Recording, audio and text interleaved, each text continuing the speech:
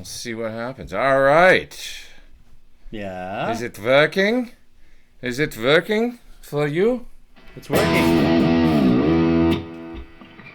See what I... Yep, there we go.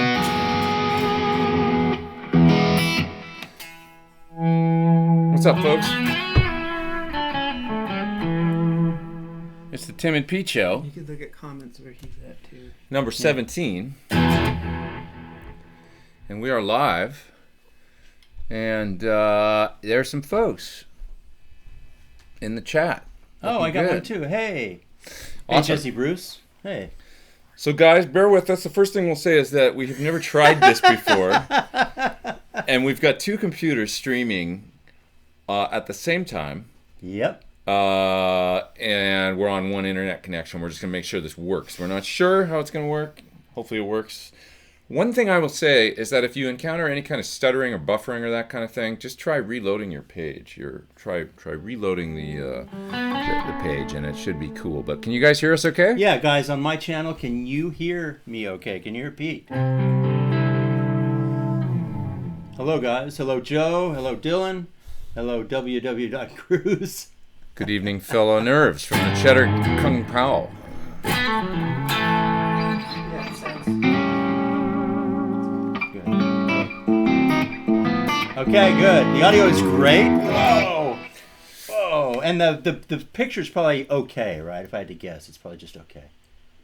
Yeah, hopefully you guys can see us and hear us and that Yeah. we don't encounter any troubles, but seems to be good so far. Awesome. Everybody says sounds great. So we'll give some props to the nice folks at today I'm using the Audio Technica mic. You know, I've been experimenting, and Tim got one too. I got one too. Yeah. We've been experimenting with these Audio Technica 2020 USB jobbies. So that's what I've got here today, and Tim's got one. We got both our laptops set up, and just kind of hoping that it sounds good and looks good for you guys. So this is the first time we've ever done this. It is. Yeah. And you do it all the time, and thanks for suggesting it for us. I just thought it's an easy way to kind of like, well, it's a different format for us because we've never done this live thing, and now we're interacting with these folks, and we can take questions and stuff. And you know, I'm sure people have a ton of questions for you that they can now just ask and act out ready. if they want, or ask directly. Yeah, It's going great. We actually are amazed to be doing this and to be have the internet working, and we're super happy. yeah, I'm super stoked. Hello to you, Harry in Chicago. So we got a couple guitars set up too, just with low volume rigs, so we can just play. You guys are just hearing them through the mics that we're talking through, right? Oops. Oh, let me get my tuner. Headstock tuner. So, Pete, Yeah. you just did a gig with Steve Vai. I think every guitar player in LA just did a gig. Yeah, I with talked Steve to Alan Vai. Hines, and he did it too. So, Did he? Yeah, a lot of the guys I know did it. Oh, did he have fun? He did have fun. Yeah. That's awesome. Did yeah. Steve Vai stay up for 3 days? You know, he was there a lot. Amazing. I sent him an email about, I guess, on Saturday or something. I'm like, did you manage to get any sleep on Friday night? You know, like, how are you dealing with because he tried to be there, I think, as much as possible, which was incredible. So the night that I was there, he would be backstage and then run out on stage, and he'd play for 20 minutes, 30 minutes, and he'd come backstage and just hang for a bit, and then he'd run back out on stage and pick up the guitar again. Just kind of, it was this very organic, kind of loose thing, but he did that for 3 days. But he had guitarists playing all the time, so somebody was playing all the time. There was always stuff going on. Wow. Yeah, which is invariably a huge technical and logistical probably nightmare, but he made it work somehow. And so, you know, and I think they did pretty well raising money for the charity, which was a foster kids organization in Los Angeles that he's quite active in. He's a member, like part of the board, I think. Oh, great. So, yeah, and you went on at what time? I played it about 9, and it was on time too. I played it. I just got so Canadian right now. So I played it about 9:30 on Friday night, I believe, and so it went pretty much almost right on time. And I think I was a few minutes late, but it was really fun. And I was just on and off in 8 minutes or whatever. I went out and played a tune. We had a little jam, and then that was it. And the people just kept coming, all night long. So it was a lot of fun. It was great. What's on the menu for tonight, folks? We're just going to kind of talk about we whatever. want to take questions. I definitely would love some questions because the first time I've done this, really. So yeah, it says the frame rate is low. I know the picture's not that good. We'll get it next time. I think I'm going to upgrade my internet just for this purpose. Yeah, if you guys have any problems with it freezing or anything, just reload your page. Restart, because it can have to do with buffers and stuff. I can see it kind of slow too, but try and just reload the page. Overall okay for me, says somebody. A couple other people said it's freezing. So all we can do is kind of hope for the best, guys. Yeah. If lots of freezing, reloaded 3 times. Well, mine just went green, so it looks like stream health is good over here for me. Yeah, let's check ours. If it doesn't work, guys, this time that well, we will do this again and we will get it together again another time. Either that or we'll just go to one computer for the rest of the stream and see if that helps the stream health. Just checking it out here. See, it says mine is green, so we've got a good report from our stream health. Well, you do. See, you guys seem to be kind of fighting a little bit for supremacy. For supremacy, for streaming supremacy. You might need to. I would go to Pete if this doesn't. Yeah. Just share Pete's, because from what I watched both channels. Oh, you looked at both Yours channels. Was pretty great. Seem better? Yeah. I wonder why that would be. Okay, I wonder stuttery. why. Well, bear with us for like 3 or 4 minutes here, guys, and we'll see if we'll just keep it here for 1 second, and then if it doesn't even out. Now mine went down. We'll experiment a little bit, because this is the first time we've done this. So you guys are our guinea pig for the Tim and Pete Show streaming episode 1. Anyway. Go to his. I think so. Okay. Yeah. Right. Well. If that's cool with you. Yeah. Well, I mean, it's absolutely. We're gonna direct people to your channel. Yeah. Okay. Great. All right. Let's do it. Let's go to your channel. You want to do that for this one? Okay. Yeah. Okay. Well, we're gonna go to one computer, guys. So whoever's watching on this one that I'm pointing at right now, you're gonna see me, and then head over to Pete's channel, and that's where it'll be. That's good enough for me, and we'll get it together. Okay. So let's see if that freezes the stream up a little bit, guys. Sorry about that. If you were watching Tim's channel and you're joining over here now, we'll figure it out for next time, though. I get this, by the way, at home too. Even with my fast, sometimes people say it freezes up. So somebody's saying, is that my new studio? No, this is Tim's place. This is the inspiration for most guitar players in LA as far as developing a studio. Well, this room that we're in. Nobody has copied my setup yet, and it's because people are really attached to traditional control rooms. Yeah. The one thing about this with the mirrored stations, I have 2 sets of monitors. One's facing this way, one's facing me. Yeah. So the monitoring is a little wide open. It's not proper studio monitoring. Yeah. Other than that, it's great though, because we have this area to be in front of, and we have guests. Yeah. And then that's the area where I actually do my studio work and a lot of my YouTube videos.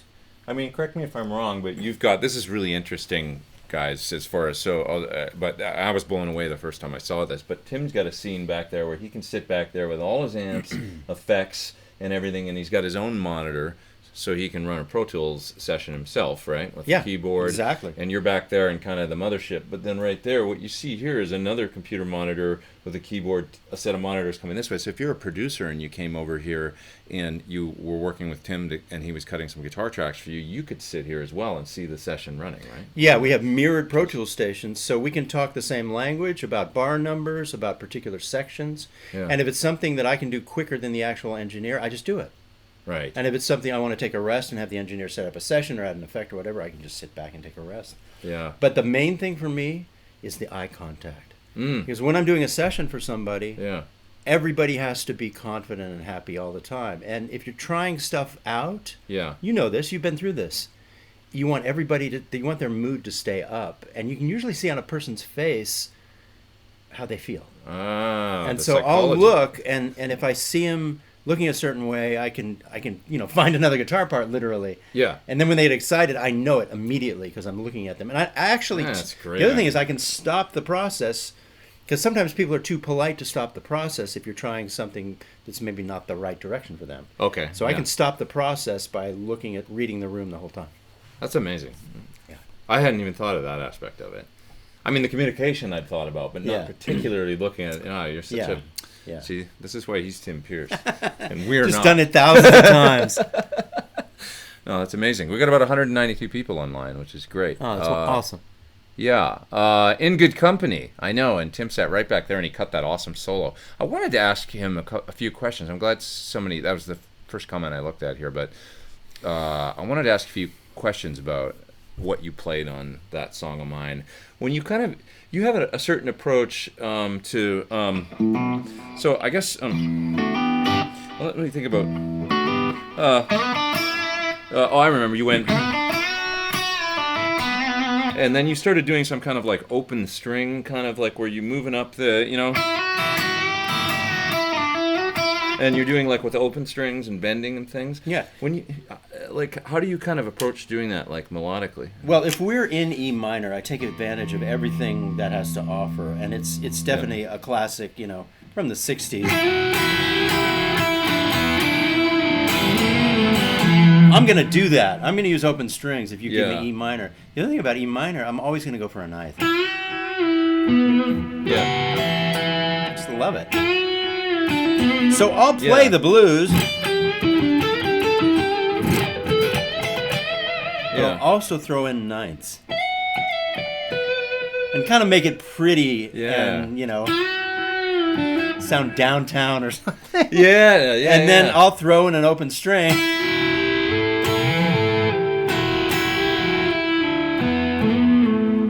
Somewhere in the solo. Right. Because I'm looking, over the course of a solo, I'm looking for different flavors, and I'll use every trick I can think of.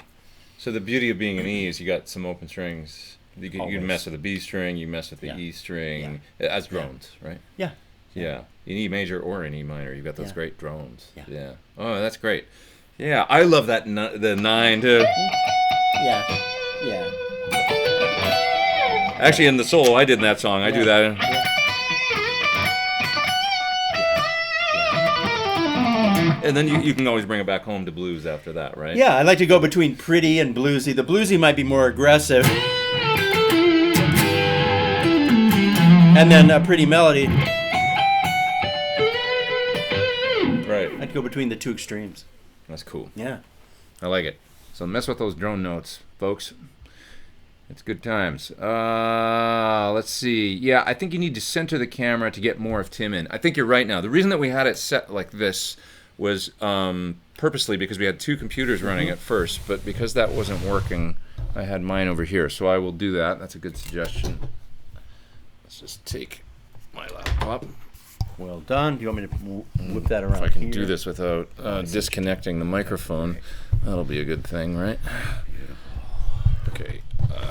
Get rid of that. Sorry, guys. It's super high tech around here. Well, for this, it's our first time. We're brave. Yeah. Pete's brave.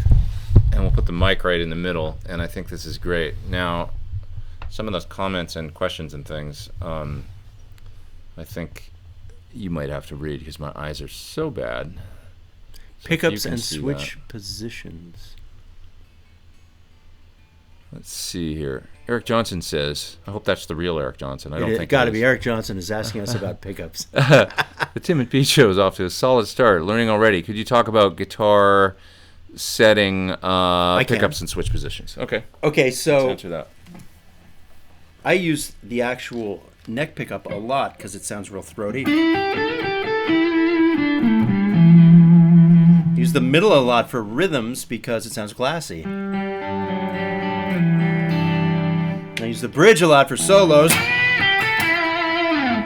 Although for me, the bridge can sometimes sound nasally. I don't know if you have this problem, but like I would go back there and work on the sound right now.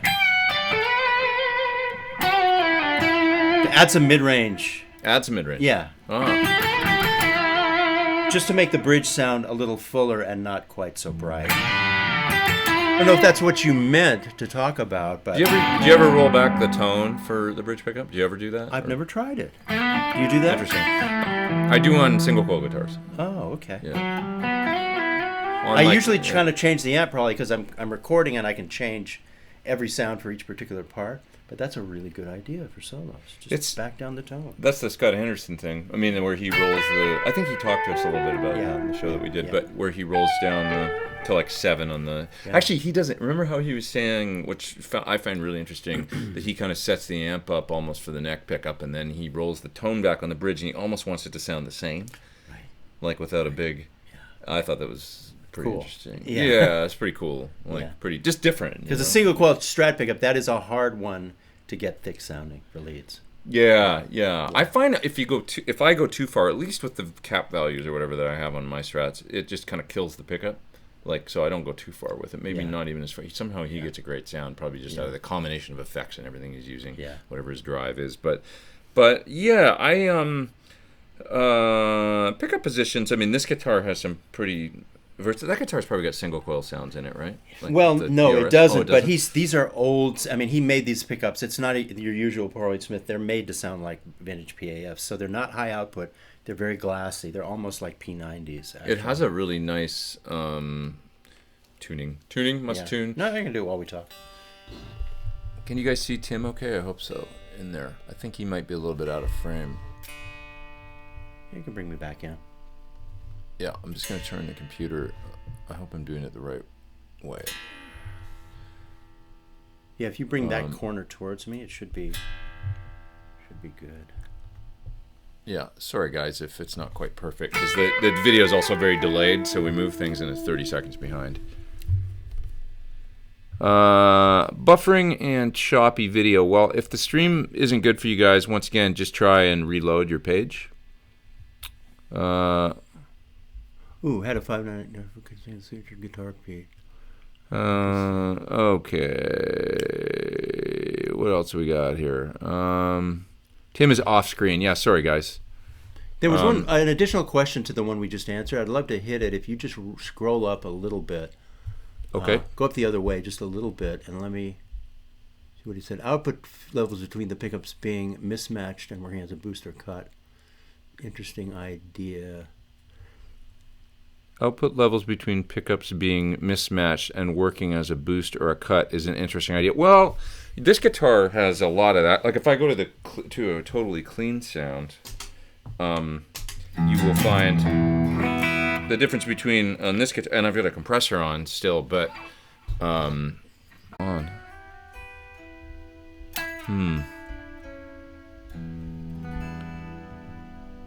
Yeah, it's not working.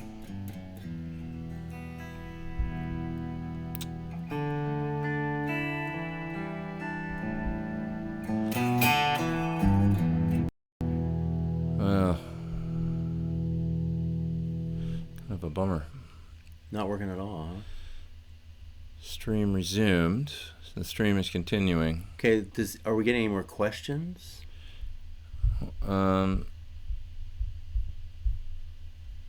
Did it end? And we're back.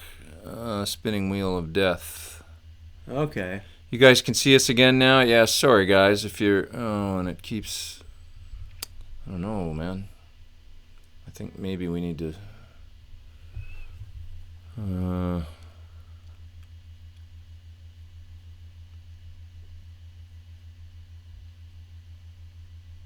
Hey guys, great call on the live stream. I would advise you to use a separate camera for the video so you can read the questions.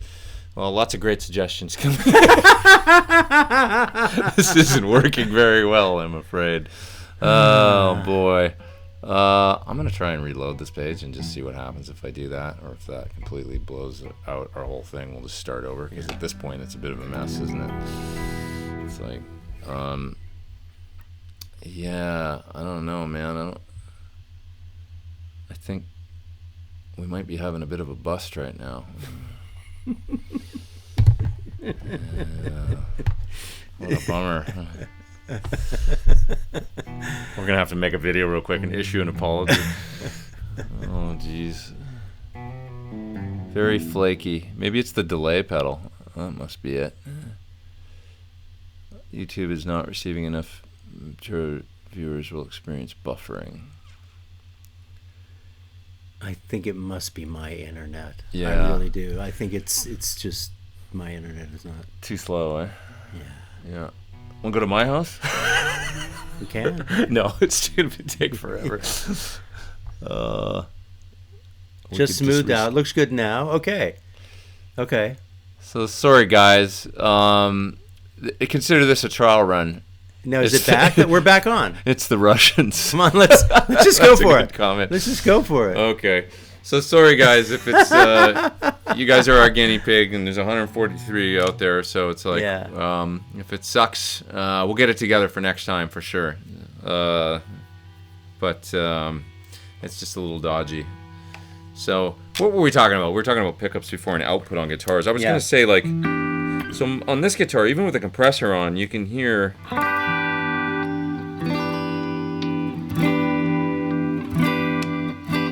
Pretty. I mean, that sounds like half the output of this sound. Even with the compressor on, it just stands right out. But kind of that's the whole point, I guess. You know. Yeah, you want some of the rhythm sounds to be a little skinnier than the lead sounds. I mean, that you designed that in. Yeah, I mean, truth be told, I would probably have it. There's no way to do it, like to have it like, you know, if you've got a low output humbucker and you split it, it's going to be a real low output single coil. Yeah. That's just part of the thing, right? I mean, so you know, this guitar when the pickups are tapped, it's pretty low output single coils. But that's what we love. We want to get all that sound from the amp. Yeah, yeah, I think so. I mean, it's part of the. I love the tone of, like, for example, in this sound, I can get the full bridge humbucking kind of, you know, loud, and then I hit the neck pickup. Just roll it down a bit.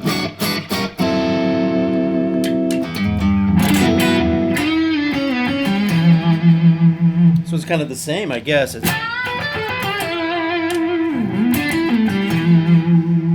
sounds really good at about 4. Yeah, you get almost clean.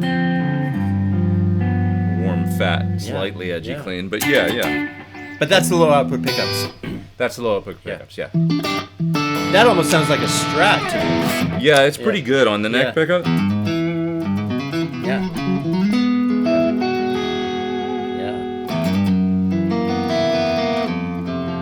It taps.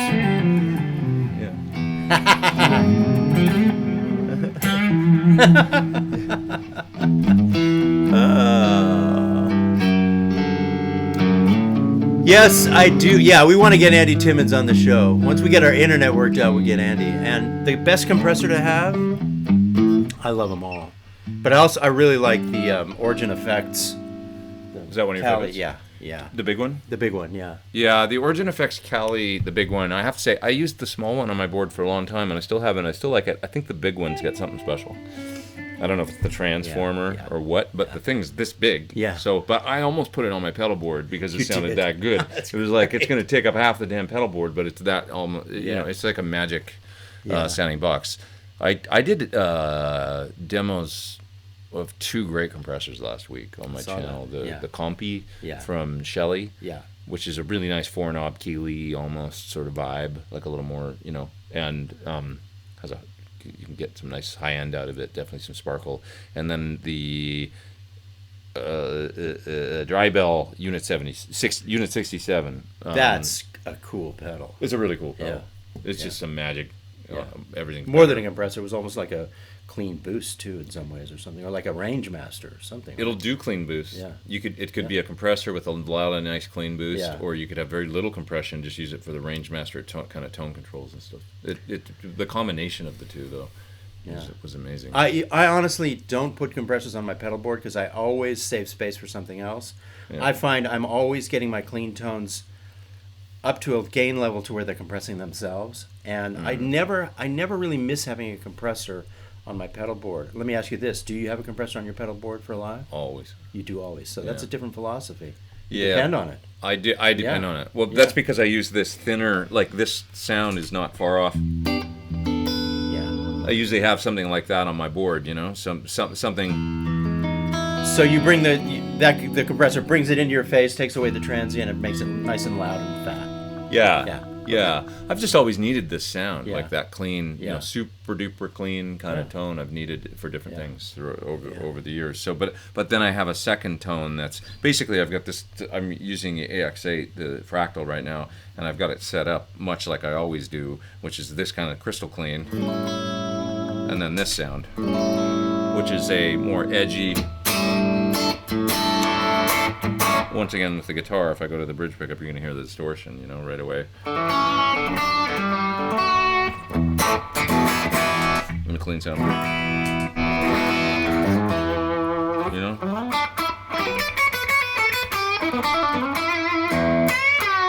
So that's a Morgan amp, Morgan AC20.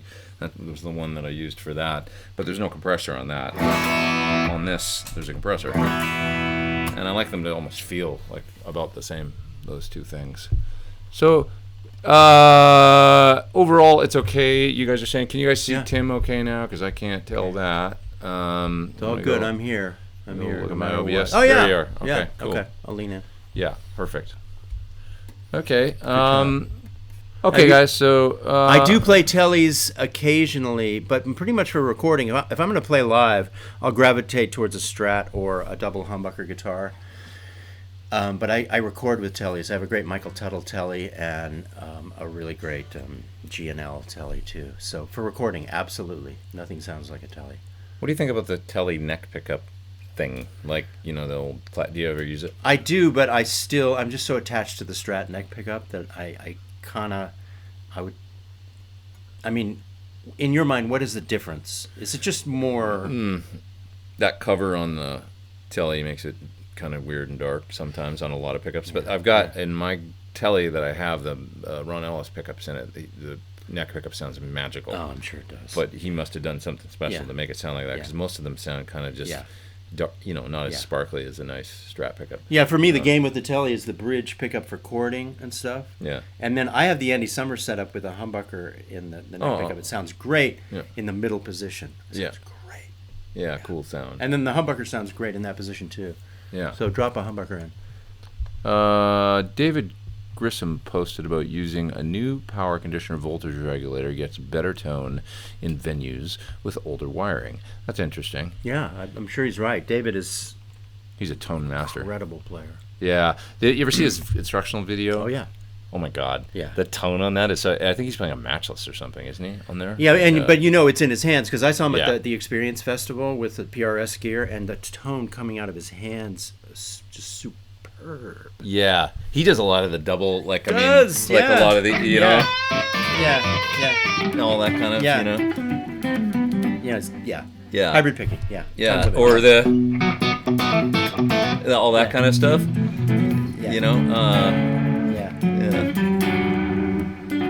Yep. Yeah, I love David Grissom. I owe him a phone call. He's a friend. Oh, is he? Oh, man, he's he so good. Yeah. He's really great. His tone, his style. And we'll get him on. He just lives in Austin, so we got to get him out here. We'll get him on. How much do you both think about rhythm when soloing? I think about it a lot. Maybe too much. Yeah. How much do you think about it? Well, I always tend to rush when I solo. It's natural. There's nothing wrong with that. And it's one of the devices I use when I solo too, because if you're playing the blues and you're playing sweet melodies and you're using open strings, what's next? And with a distorted tone, or even it could be...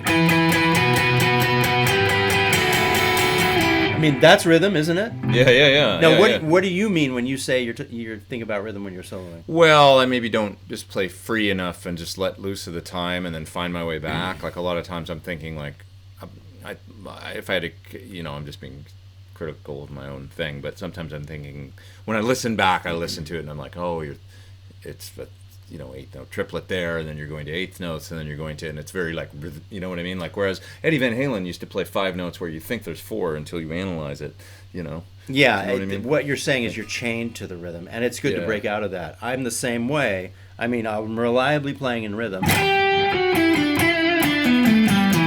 And then what I try and do is just go free. Right. The trick to that is to find an exit on a downbeat. Yeah. I found a way recently. I found a kind of a cool, like, if you're just noodling, like, doing one of... Yeah. If I do that, I can always find my way back. Yeah, that's legit. Because then you got time to find the time, right? Well, and my version of that would be just a...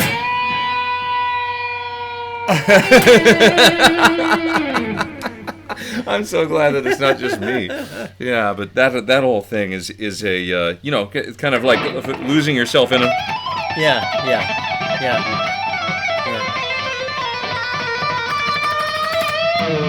And now I find my way back after the but it's good to abandon rhythm once in a while and just go for it, and you can go for it slow too.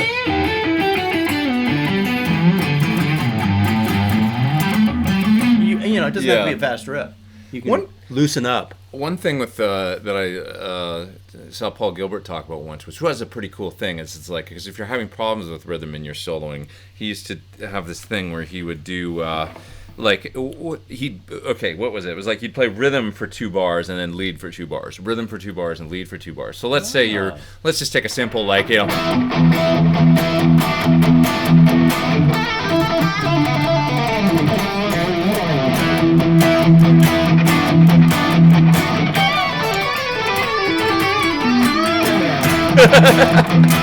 just both go.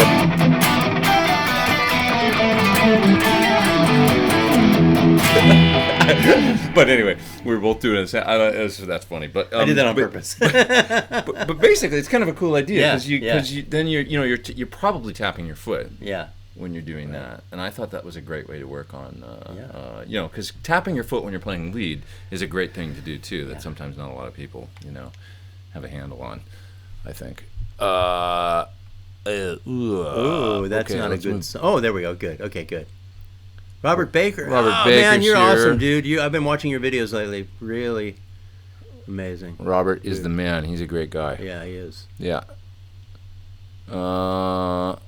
Let's see here. Do you guys ever fit? We're just kind of, guys, we're randomly just catching the last few questions in the chat here because this is more conversational. And then if we tried to get to every question, it would be totally impossible. Yeah. So it's going to be kind of a crapshoot here. But okay. Do you guys ever feel the market is just too saturated with the boutique pedal craze? That's a good question.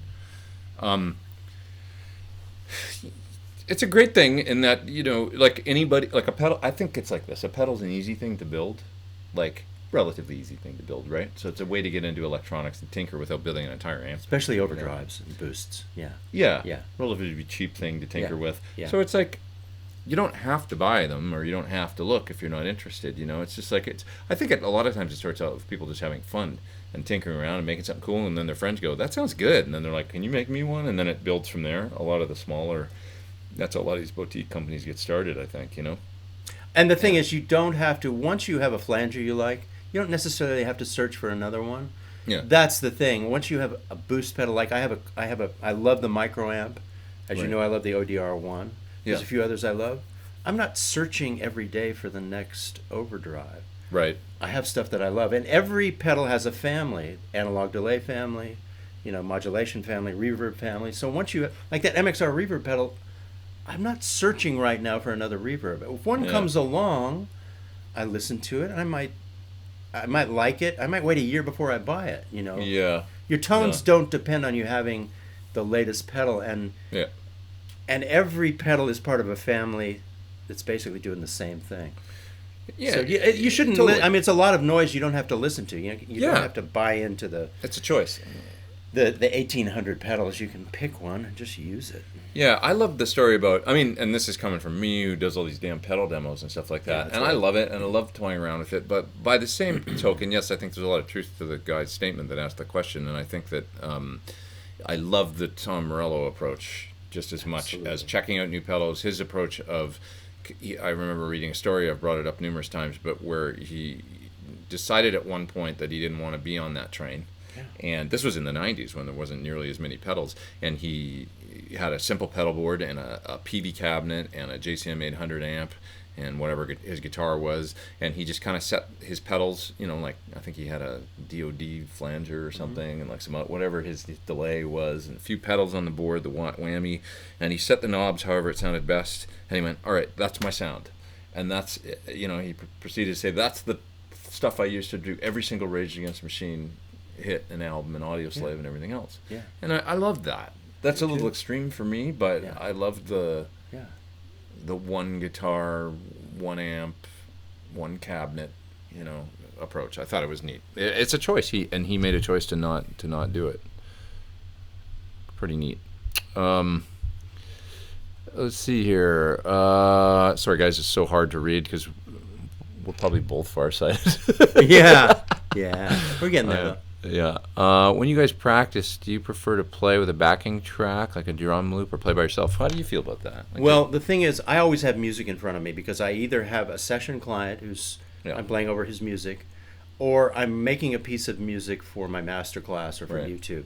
So for me, the music is the patient on the table, and I'm the doctor. And if there's no patient on the table, I'm not really working with my tools. So the answer is 100% of the time these days, I'm playing to music. I like playing to music. Playing to music, and it's not really, it's practice of a sort, but it's more like you're working. You're right. Yeah, you're always working. And if you're working up a solo, then you're practicing. You're trying to get something, and sometimes you do it 90 times to perfect it. So you are practicing when you are composing and making a track. Yeah. But for me, I'm always playing not only to a drum beat, but to a musical piece. But I'll ask you about something that I thought, and I saw in one of your videos that I thought was really cool, which is you said that it was a really great video about not getting overwhelmed by these amazing guitar players that we all see on the internet that are blowing our minds, And you said, look, just grab one thing from everybody. Just find one little thing you like in somebody's style. Yeah. Grab that and then use it. Yeah. And I love that. And so you must do a little bit of that, right? Where you're watching a YouTube video for a minute. Absolutely. Something lights me up and I want to do that. Yeah, absolutely. And you go, but grab that. But because I have to integrate it immediately, it's usually a simple trait. It's a very simple thing. Yeah, me too. Yeah. Well, that's what I took your advice. And so I've been doing mine of the last month was this going. That's nice. Yeah.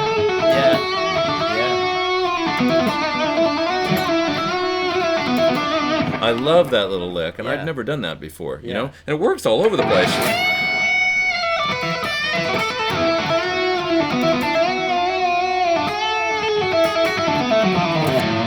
I like that little lick. That's what I'm talking about. You're bending, and then sliding up and down and releasing the bend, right? Going up one fret. Jay Graydon did that in the video of Peg. So, a little thing like that you can add right away to your style. Yeah, and it really adds a lot, like one little thing, It's interesting because I started doing that little lick, and I put it in the last few things that I've done, and people are like, ooh, you've been practicing. It was like, I did for 10 minutes, and I learned this one little thing, and it does sound, it's kind of like almost, it's such a pretty, little thing, and kind of sophisticated sounding, that it's almost like when you get your vibrato together for the first time, and it's like, ooh, now you sound like you're playing, where it's like, I remember having people come to me for guitar lessons, and, I made them work on the bending in tune, and then being able to vibrato up to pitch, so, and I'd get them to hold the note until they wouldn't let it go, and then it'd be, I wanted them to get to the point where they had a confident, nice kind of, medium tempo vibrato, and it usually started out like that, and then, but one week they'd come in and go, and I'd be like, there it is, dude, you sound like you've been playing 5 years longer than last week, Now you're, yeah, love it. I love it. Robert, that lick reminds me of him. Think of Warren DeMartini. Dude, he was like the secret weapon of rock. He was amazing. I mean, Warren DeMartini? Yeah, I mean, yeah, he's a great guitar player. Like super left-hand legato. He's a friend of Dweezil's. He's a great guitar player. Love him. I think amazing. Yeah. really nice parts and tone too. Like he was kind of came from the Eddie camp for sure. I think that was really great left hand pull off hammer-on technique. Yeah, definitely. Warren was cool back in the day, and I mean he's still great. You know, I see him play now, and he still sounds fantastic. Nice vibrato tips. Yeah, I mean the thing with vibrato is just you can go up to the if you're in E, play the 12th fret high E string, and then play the 15th fret on the 2nd string, and just try and match the pitch. Hold it up there at first, and make sure you can match it. And then after that, hold it and then start shaking it and make sure that you get up to, you can even look on a tuner, but make sure you get up to the E every time.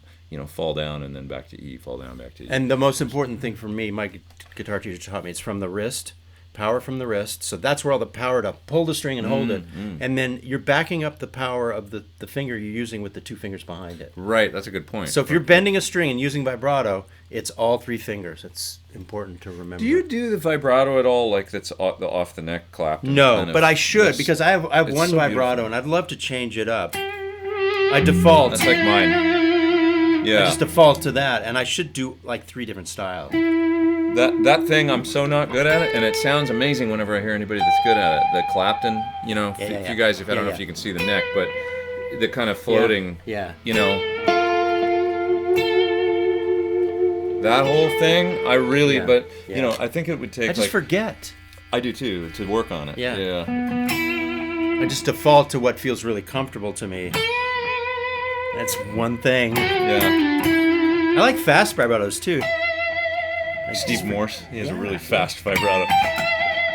Yeah. Just for the effect of it.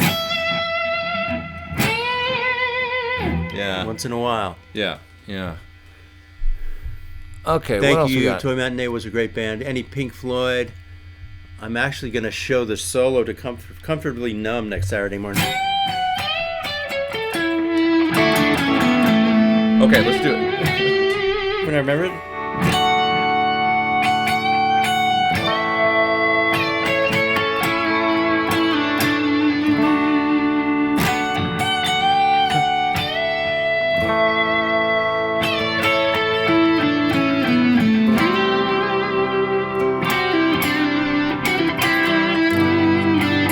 I'm going so fast. I like the kind of freeform.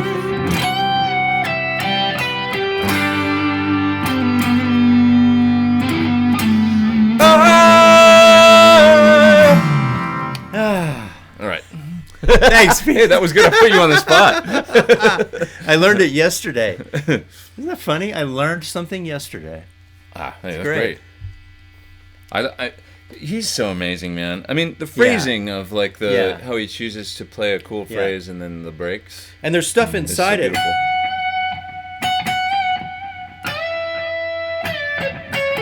Right, the little skip. Yeah, that's there's so a lot in there. Yeah, so wonderful. Okay, love that solo. Need a review. Yeah. So Tim's going to teach it, right? You're going to do a video. I'm going to show it, and I'm going to give away the tabs to it. It's a sound. I'm going to show how a friend of mine, Dave Phillips, got the sound. Oh, really? He replicated the sound. That's what we're going to show. Oh, that's cool. That's cool. I'm going to watch that video. I am most definitely going to watch that. Let's see. Nice Floyd. Great solo. It is a great solo. And the second one is great. Oh, yeah.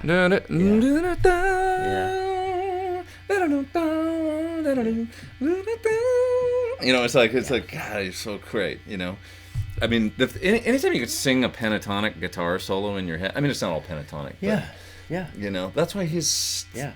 I mean, all this shred in the world be damned, if it's like, if you can't sing it like that and remember it like his solos. Well, and if that's the kind of player you are, accept it and carry that flag. Like you Gilmour? Don't have to, that's the thing. If you play like David Gilmour and it's simple blues, just do it. Just own it like he does, because it's great. Yeah. And it resonates. There's been a thread on the Gear page about it. Like, really? Why David Gilmour? I don't know. Somebody's like, cause occasionally people don't get Pink Floyd or they don't get he's so simple or something. And it's like, he makes music that resonates with people on an emotional level. Maybe not everybody, but a lot of people. Right? Well, and if you were there like I was when the records came out, and just the size and the emotion that came from him just.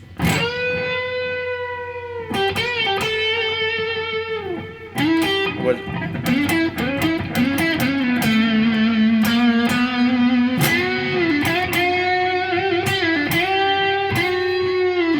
I mean, it's the most emotional, heartfelt guitar playing I can think of. Yeah. Yeah. Agreed. And he gives actually big props to Jeff Beck, which almost everybody does, but I loved his... He's like, I do a certain thing. Jeff Beck lives in another... Like, he has a real appreciation for Beck, of course, living on the edge. Yeah, and right. He's like, he basically... The thing that always blows me away about Gilmour is he plays solos that sound like improvised blues solos, but they're like the best improvised blues solo ever, but he plays them the same way, note for note. But nobody gives him shit for noting it. No, and the thing is that Beck is he has more interruptions in his playing. Beck will go... and it'll stop and start a lot. And for me, Gilmour's style is a little easier to listen to over time because it's more connected and more legato. That's the difference there. Yeah. Interesting. Okay, what else we got here? Great song, and the end song was awesome. Just Eddie doing Eddie. Sorry, I'm trying to find my way through the chat here, guys. You turn down your thing if you want. While you talk. I think that's you. Oh, that one. What is me? It's you. You're the buzzy one. Oh man. Okay. Yeah, I don't know. I'm gonna fix that. Is it like ground thing or something? Oh, that's got it. I did that. Made that especially for you, Pete. Okay, that's okay. Steve Hackett says the fewer notes you play, the more women show up at the shows. You know, I've known some girls that could shred these days, like right, that play more notes than any. You know what he was talking about. He was talking about this. Yeah. But I do think there's something, and this is not. I don't want this to come off as it's like reverse sexist or something if I say it the wrong way. I don't want it to sound that way, but I do think girls have like this amazing like kind of perspective on music. Sometimes more than dudes are so like into the toys and the pedals and the whatever, and the girls that I've known, female musicians, many times are just more connected with the music. Yeah, like we get so caught up in the toys and the mechanics of things. Yeah, you know, and I've met a lot of female musicians that are tuned into what I think of as the primary, most important thing: the notes, the rhythm, they're listen, you know, like the melody. You know what I mean? So and it really doesn't matter what gear they're using; they're going to get a certain sound because they're searching for a musical concept rather than getting obsessed with a tone or a pedal, licks, a pedal or whatever, you know. But what that means is I mean, Steve Hackett saying that if you're in a band like Coldplay, where the songs are king, right, that's what it's about. I mean, it's about great songs. Yeah, I would go so far as to say that the fewer the notes, you're going to have more just adults. Like the problem I have with a lot of shreddy stuff with too many notes and stuff is the sports aspect of it. Right. Like I can remember, you know, when I was a kid and starting to get like a little bit of technique and just sitting there at home going, oh wow, yeah, right, yeah. And I love that my hand would do that. You know that I wow, I can make it do that. And I would just get so obsessed with the sports of it, like going fast. And that's all it was. You know, there wasn't anything very musical about it. And I think that's where we can get lost sometimes. Yeah, and I tried.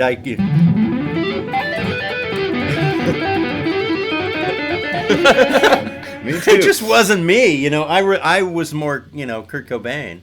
Luckily, when Nirvana showed up, well, no, I was maybe Hendrix or you know, Billy Gibbons or more like that, but more like, you know, like bluesy classic rock kind of stuff.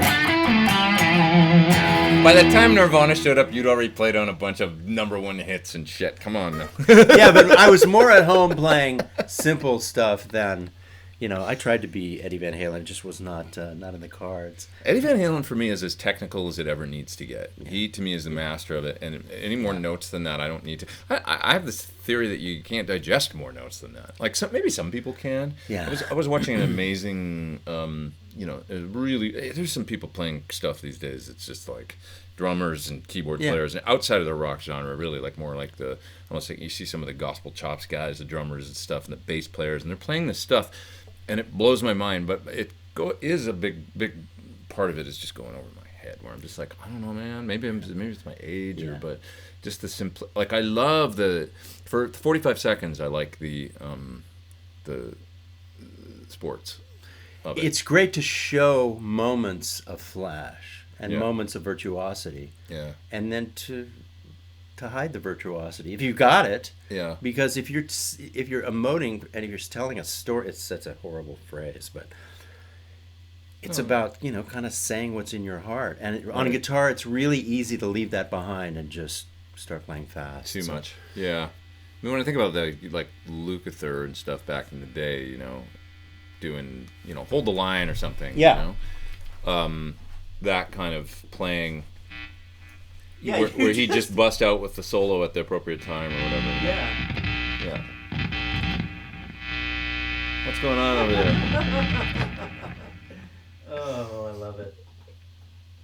I was just talking about how great your studio is, and then there's all this like semi-professional stuff. I'm kidding. I'm kidding. Okay. Favorite mode to solo in? That's kind of a cool question. What's your favorite mode? Dorian. Yeah, probably me too. A minor to D, man. Yeah.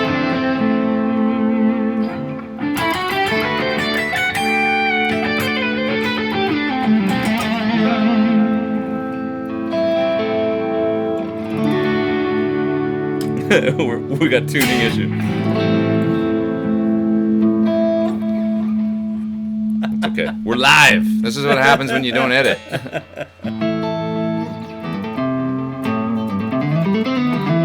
I like them all, man. Yeah, I like Lydian. I like Mixolydian. Oh, man, I'm going to teach us a lesson on Lydian, and Lydian is great to grab with a D chord.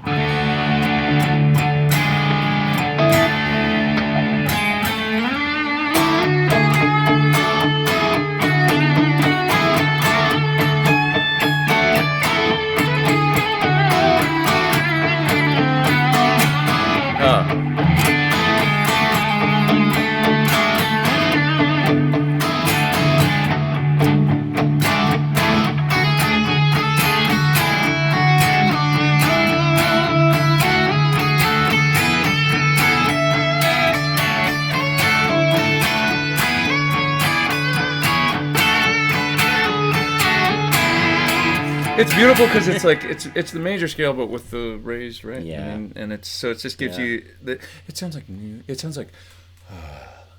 To me, it reminds me of Zeppelin, and then like a little bit of Surfing with the Alien. That whole period of just that Joe Satriani record. Yeah. It's kind of new agey. That's what it is. Oh. The way I remember it is it's just A major. Yeah, it's just You're an A major.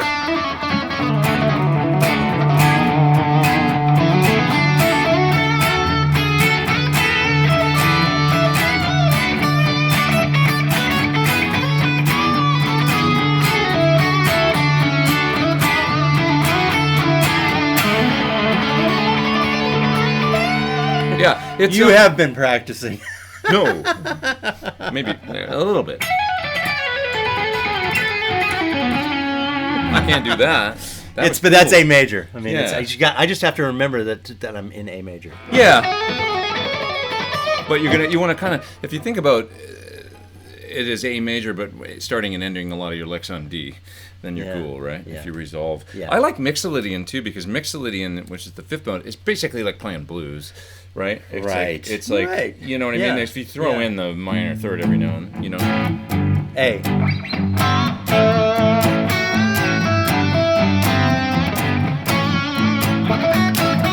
know what I mean? I can throw in that blue note.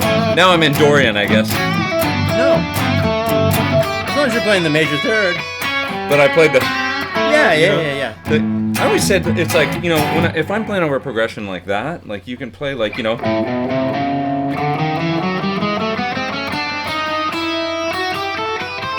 any of that. I'm saying all the notes. It's all game, right? Yeah.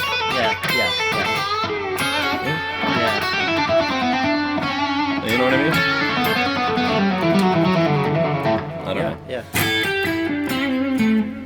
Yeah. Okay. What do we got here? Can't see your hands on the guitar. That's probably true. All right, let's have another jam, and we'll put the screen down a little bit. And we'll be able to see what's going on. Okay.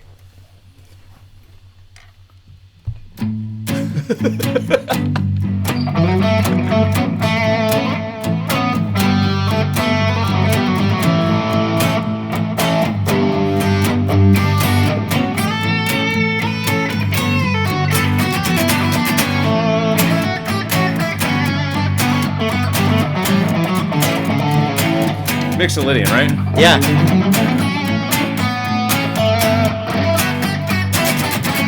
But now go. Oh, all of a sudden it's not technically Mixolydian.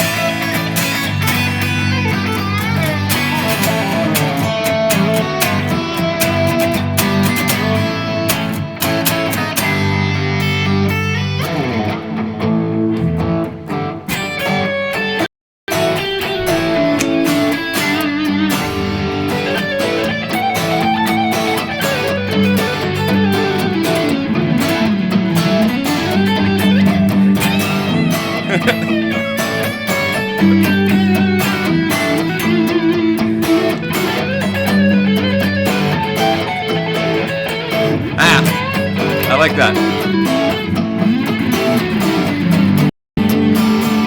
What was that? What was the, Oh. So just keep your hand here. Yeah. Oh, that's a good pedal. Is that what you did? Yeah. Yeah. That's cool. I like that. Good pedal. That's cool. Awesome. I like it. Yeah. Pedal Use it. stuff. Use it. Okay. So back to a couple of questions. Basically, what we're doing there is just, I mean, it's like, it's Mixolydian, but it's not, because then every time you throw in the minor third, it really becomes Dorian. So it's like, you know, you can kind of use all those notes. I think you just start and end on the right note, right? Yeah. It's like, and you're playing A and G. You can mess with, like you said, you can play minor over major. Video output low again.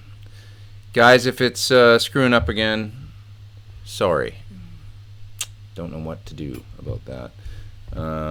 It's going to buffer. What's that say? Listen to any Dinosaur Jr. Not really. I've tried to listen to Dinosaur Jr. But I don't know if they're my bag. Have you listened to Dinosaur Jr.? No, I haven't. Do you understand it? No, I don't really know their music, so... Yeah. I don't that comment. much either, but every time I've tried, I was like, it's my thing. How was Jamathon with Vi? It was great. I don't know if you guys can hear us though right now, and I've seen viewers drop off a little bit. If it's not working, I'm sorry if it's buffering or whatever.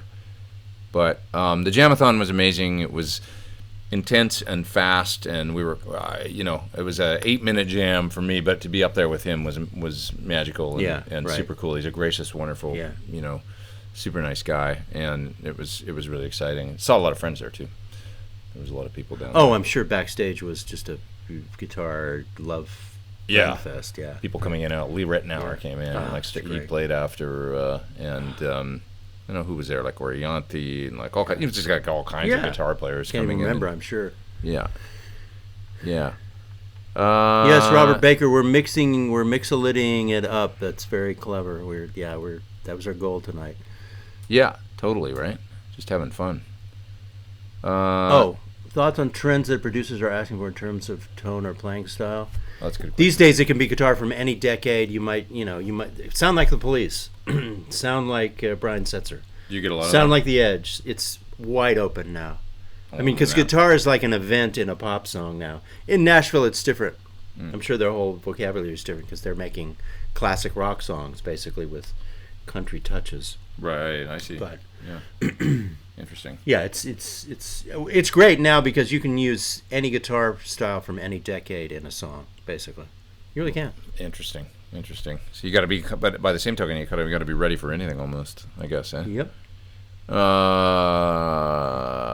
8-gauge strings for fun. I haven't used 8s for years. I used to try. No, back in the day. Yeah. Nines. Yeah. Tracking guitars, how many? Panned how? Well, Tim's the master of tracking multiple different parts. Well, real quick, Green Day's record, I just my friend Doug McKean came over, and they did their, like, American Idiot, which is a great guitar-sounding record. Yeah. It's left and right hard panned, and then one up the center that's more distorted. You get more than that, and it starts to collapse. You know that. It's like a doubled electric guitar for rhythm, and then one up the middle.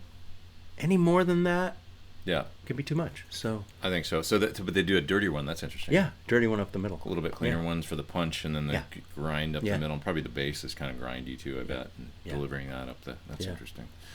But what about you're the master of you're master of many things, but one of the things that you can really do is layer guitars. And tones and. So as time has moved forward, I do less overdubbing. Like rather than 8 tracks, I'll try and get it done in 3, and that's a more modern sound. I always do hard left and right.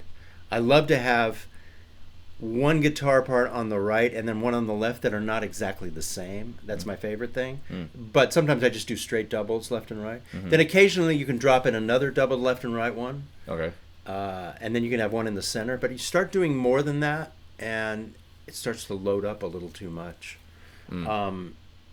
But you can get away with different frequencies. You can do doubled power chords down below, and then maybe a part up here, and that would be mono, and then maybe one up here. You can get away with more as long as you pay attention to staying out of frequencies. One low, one in the middle, one high. Okay. And would you mix the tones up too? Probably, right? Absolutely. Yeah, different. And the cleaner you do stuff, the better, really. The more space there is. Yeah, ultimately. Interesting. Sometimes I'll do a bunch of guitars, and then I'll realize, I have to replace the 2 most distorted ones with cleaner sounds. After you've got everything else. Yeah, because you're going, this is great, it's full, it's thick, it's a great distortion. And then you realize, if I just clean up these 2 parts, the whole thing's going to be open up. Done. Yeah, cool.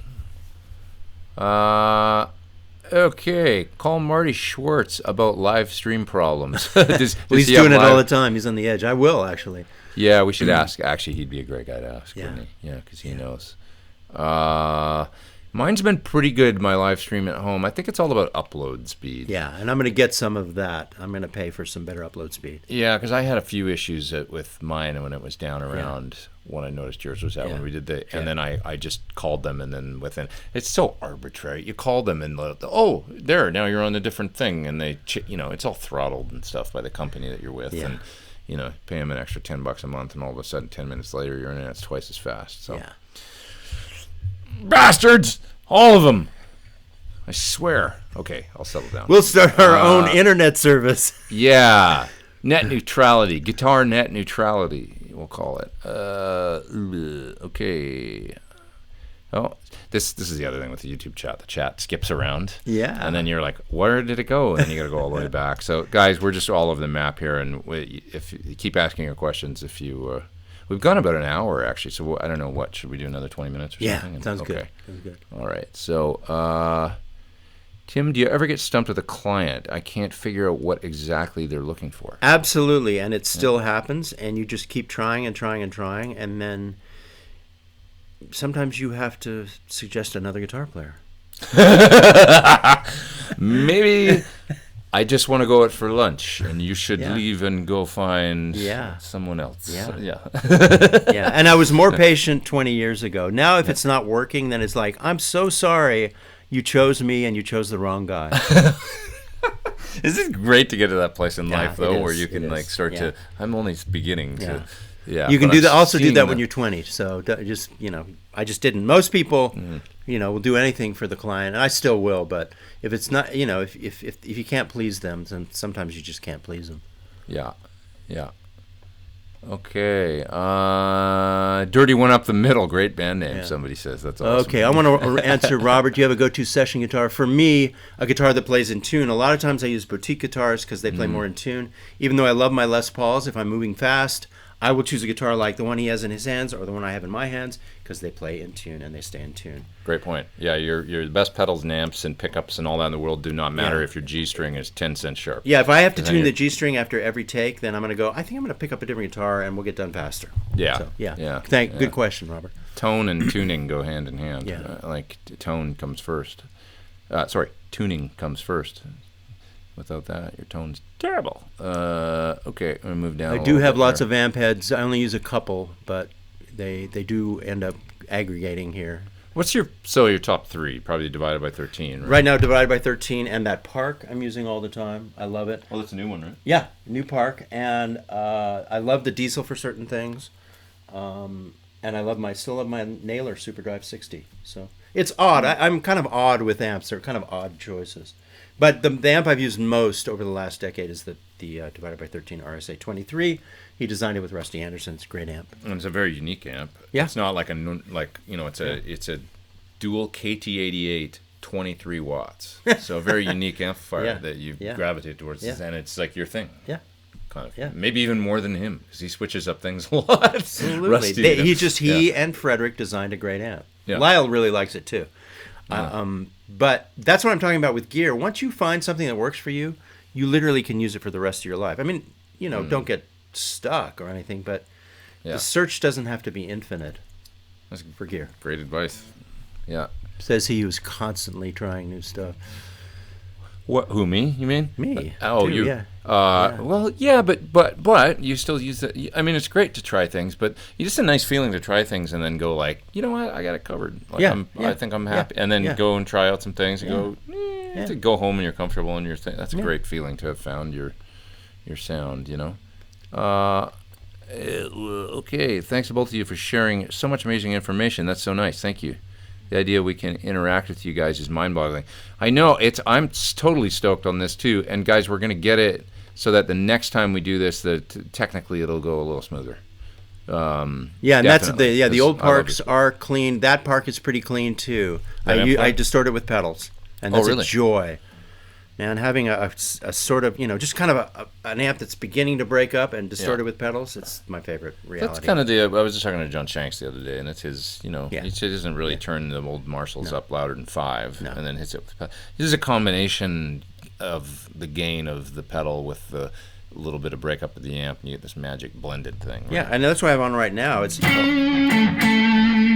using the Nobles ODR1 for a lot of the gain. Just love it. Where do you set the tone control on the ODR1? It just depends. If it's too bright, bring it back. I mean, is it anywhere close to half, or is it? It's always near half. Near half. Yeah. Okay. Yeah, because I found it quite bright up loud, but down lower it sounds nice. And that's a pedal I just got 2 weeks ago. Yeah, that's right. I saw the post. Yeah. It was a kind of funny story. It's like the guy that designed it with Uli John Roth. I'm sitting there with Phil X and Uli at 2 or 3 in the morning. Was it Bernard? Is that his name, or I'm not gonna remember. What's the owner's name? The Nobles guy. Yeah, Nobles guy. But he's the guy that sold Uli his white Strat that he played like on everything back in the day in the 70s. It's a 75 Strat, and he sold him that guitar. From his music store. So he came by and he brought us all pedals and gave them to us there at the bar in Mannheim, Germany at this hotel. Fantastic. And I was sitting there with like Phil and Uli, and I said to Uli, when's the last time you got a pedal after 2 a.m.? I said, come on guys, this is rad, right? It's like we're getting pedals at 2:30 in the morning. This is cool. But anyway, he was a gracious and very interesting guy, Uli Roth. Like really young at heart kind of spirit, like super experienced obviously. So guys like it's got to be close to 70 I would think, but still talking about what he's doing next year, projects he's got, things he's excited about. I love that, like the musical, just how it keeps you young, it was super cool. I can attest to that. Yeah Pretty cool. One more thing about that park. Is it like, what's it based on? Anything in particular? I'm not sure. It's called a 45100. Go on their website. So and like a JTM 45 maybe, kind of. Yeah, that's it. Yeah. I am sure. Cool. Yeah, JTM 45 100, which is a high power one. Okay. See, you already knew.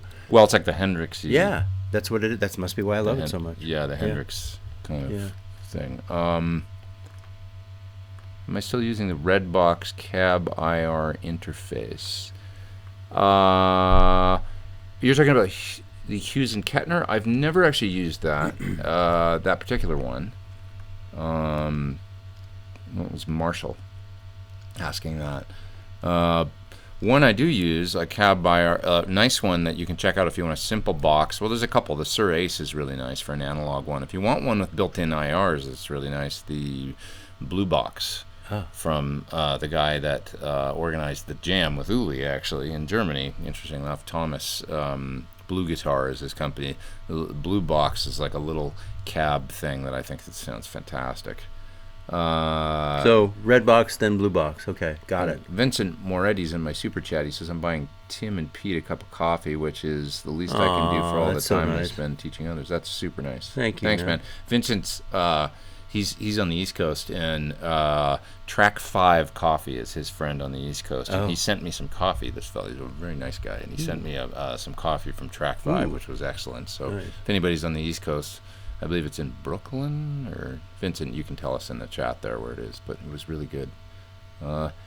Nags guitars, have you ever played a Nags guitar? No, I never have. They look beautiful, though. Remind me of the PRS philosophy. Yeah, and they used to be, he was at PRS for a while, I believe, I think, Joe. Yeah. There you go. Nice, I have one. I have the Steve Stevens, and I used it on tour a lot, actually. I saw that. Yeah, the red sparkly one. Yeah. It's kind of super flashy, Yeah. Steve got me one. He got me hooked up with them, and it was so nice of him to do that. And a great guitar.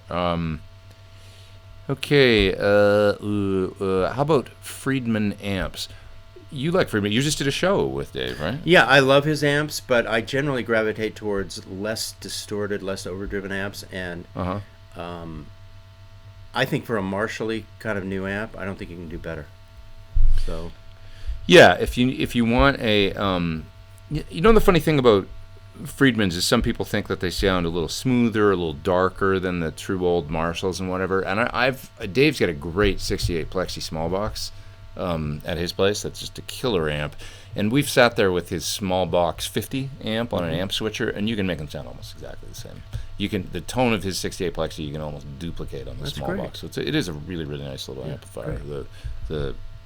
The small box, and I like the Dirty Shirley too. Clean. Yeah. You might dig the Dirty Shirley on the low gain input with the master cranked and the gain low. It sounds amazing clean. Well, I'll try it. And then you can turn it. Yeah, if you're ever in there, try just put all the tone controls on 5 and then turn the master on 10 and use the volume like the gain, and then plug into the low gain input, and it's like magical clean. Cool. Really, really nice. Wow. It's basically a JTM 45 power amp, but with JCM 800 style front end. So it's got this kind of lower filtering JTM 45 power thing going on. 6L6 is anyway. I like it. Cool. I do. Cleaner and nice. The Vibrato 13 is my most versatile amp. Yes, I use it a lot. Helix over supplied backline. That's a good question. And nano pedal board for flying gigs. I live in Canada and I play in Nashville bass band regulars from Canada. It's a great question. I've done exactly what you're talking about, where I've used a modeler in lieu of showing up and using whatever the rented backline is and using a pedal board or something. I've gone, you know what, I feel more comfortable setting all my tones up at home and knowing exactly what they sound like and flying and using the modeler rather than going and using whatever the rented backline is. I would especially consider doing it if the whole band is on in-ears. And if nobody's listening to amps anyway that are mic'd on stage, then go ahead and do it. If you play with a person, though, this is something to consider. If you play with a person that's used to hearing live, like kind of more organic amps on stage and stuff, that's my main concern with choosing almost the... They might be spooked by the fact that they're hearing something they're not hearing that amp pump next to them or... I showed up for an audition once, for my first audition for Don Henley. Yeah. And I showed up and I had a Marshall. I had a DSL 50 back then, because that's what I had. You know? And this is the year, it was in 2000. Yeah. And I showed up and he looked at it and he goes, "Do you got any Fender amps?" I always remember him saying that, And it's like sometimes you got to think, who are you playing with? Who's the gig with?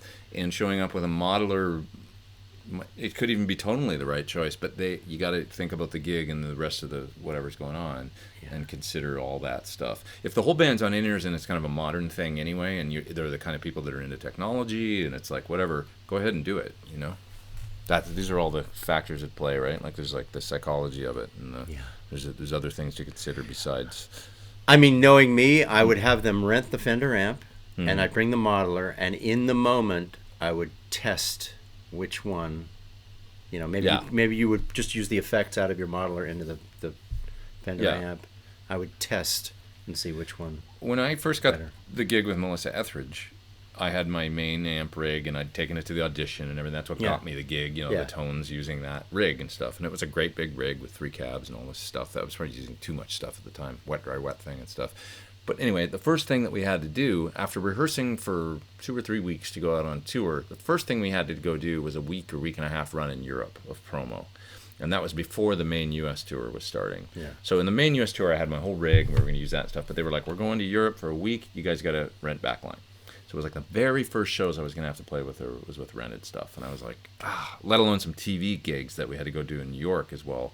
I had to go do 5 TV shows one day in basically like 24 hours, like 3 or 4 one day and 2 the next day, all in a 24-hour period. So it was like, okay, I think the right thing to do is a modeler. But this is Melissa Etheridge. It's kind of like earthy American rock and roll. Yeah. So what do I do? So I set up an Axe-Fx and got it to sound as close as I possibly could to my real rig. And I did that by putting my real rig and the Axe-Fx on an A/B switch. And I went back and forth and spent 2 days, a whole weekend, replicating. Devotion.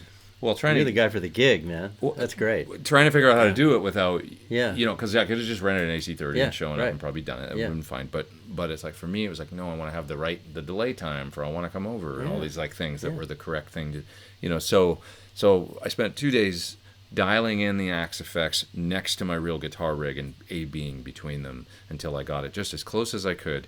And then at the last rehearsal before we were going to go to New York and go to Europe and all that, I brought the Axe-Fx and plugged it in, had my real rig running too, warmed up a bit, played a couple songs with the real rig, and then I didn't tell anybody, and I switched to the Axe-Fx. And we were all using in-ears on that tour, and I played the song down, the single, actually off that album, with the Axe-Fx. Nobody knew. Nobody said anything. I had the sound person, the monitor. I said, just put this in the in-ears at the same level as my rig. However, anybody's got my guitar in their mix, just kind of match it. And they did it. And then I went in and talked to this woman that was doing front of house, Michelle. Went in and I spoke with her, and I said, how's it sound? Because she was in another room with the front of house console and some studio monitors, getting the mix. And she said, kind of when the whole band plays, it kind of sounds like really close to the same. She's like, it might be a little different, but... so there's your modeling against tube amps. I still love my tube amps, and I love the cabs. I'm always going to use them when I have the chance, but dial it in close enough. Nobody said anything in the band. Melissa didn't say anything. Everybody was cool with it. And, of course, once they found out I was going to be bringing that thing and saving a whole bunch of... Like, they didn't even have to rent amps. I just carried the thing in a little carry rack on the plane. So what you're talking about, really, more than anything, is keeping the people you're working with comfortable and confident. Okay? Yeah. So whatever it takes, you had to kind of train them to accept, or you had to ease it in. Yeah. So they accepted it without worrying about it. Yeah. But as a gigging musician, you want to have your shit covered. Yeah. And keep everybody confident. Keep everybody confident. You have to, right? Yeah. I remember playing with Chris Cornell, and I'd gravitated, once I was comfortable with the gigs, like a year into it, and we'd done 100 shows or whatever, I was trying different guitars and trying different things, and always messing around with my stuff. I had a guitar that was kind of a super Strat kind of thing with a Floyd Rose and 2 humbuckers, and I was using it on something. And I remember showing him, I was excited about a new speaker cabinet I'd gotten. Yeah. So I was showing him the speaker cabinet one day, and he goes, can you show me with a real guitar? He's like, play a real guitar so I can tell what it sounds like. And I was like, oh, God. But that was like, he wouldn't have ever said anything. He was the kind of guy that never would have said it on the gig. But it's like... It was so kind of half kidding and snarky, but he played. If he played a new guitar, it was a Duesenberg or one of his Gibson. So it was like it Bigsby and stuff. That was his. So you always have to remember the people that you're playing with. They're looking at your shit. And going like, I did a Tom Petty song, a Christmas song, and Mike Campbell and Tom Petty and Jimmy Iovine were producing it. I brought my rack. This was in the 90s. Yeah. Oh, yeah, and Mike Campbell, at a certain point, he got so mad at me. He walked out of the control room, unplugged me from my rack, and plugged me directly into my matchless. That's great. That's great. That's amazing. What not to do? Oh my God! No, but was he really mad, or was he just messing around? Well, no, he was mad because it was kind of like, okay, we're doing. It was like a huge Phil Spector style. Lots of musicians, like 17 musicians. Yeah. And he heard, racks sounded two ways, either ultra clean or ultra distorted. Right. And that was not their style. I mean, there was another, this was at the end of the 80s, the beginning of the 90s. It was part of the sound. And he was irritated. He was annoyed. Was he? Yeah. Yeah. I remember hearing another story about Henley, with a guitar player, like. And he was right. Doing it. That's the thing. He was right. I mean, I should have. My rack was sitting there. They brought it. I should have just plugged into the matchless. I know that now. Right. Yeah. But you need it. Maybe that's what taught you. Exactly. That experience. And just like it taught you. It did. You'll be aware of people's what they like. Yeah. What and it can just be the way it looks. It doesn't even have to be the way it sounds or whatever. But I heard another story about Henley with a guitar player who remained. He was a fairly well known LA studio guy. But he came in, and at some point, Hanley goes, "Can you just take all that shit off the guitar? Like all the delay and reverb and schmutz and stuff that was on it." He just simple, little Fender Tweed amp or something. That's all you had to do. Yeah. And then you think, of course, you think about the Eagles. Yeah. Hotel California was cut on a Tweed Deluxe, right? Mm-hmm. It's like, just do that, and it's great. Yeah. Don't overthink it. Okay, gonna go down to the bottom of the chat here again and see. Let's see here. Yeah, the Park is like a great old Marshall. That's the way I look at it. I love it.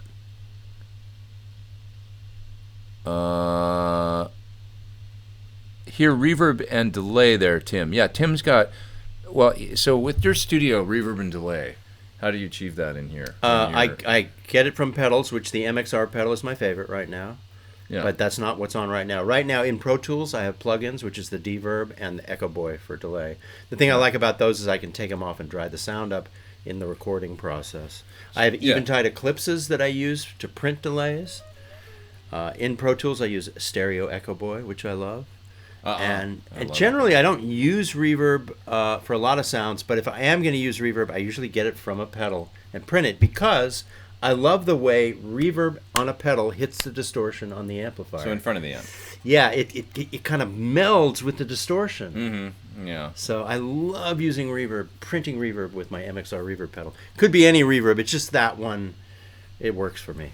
Yeah, it's a special. If you guys haven't checked out that little M300, black one. It's a sleeper. It's the George Trips, and he designed it to work in front of amps. Yeah. So I talked a little bit about this on my Sunday live stream about certain pedals that he did the Echoplex pedal too, and it has a real friendly mix control.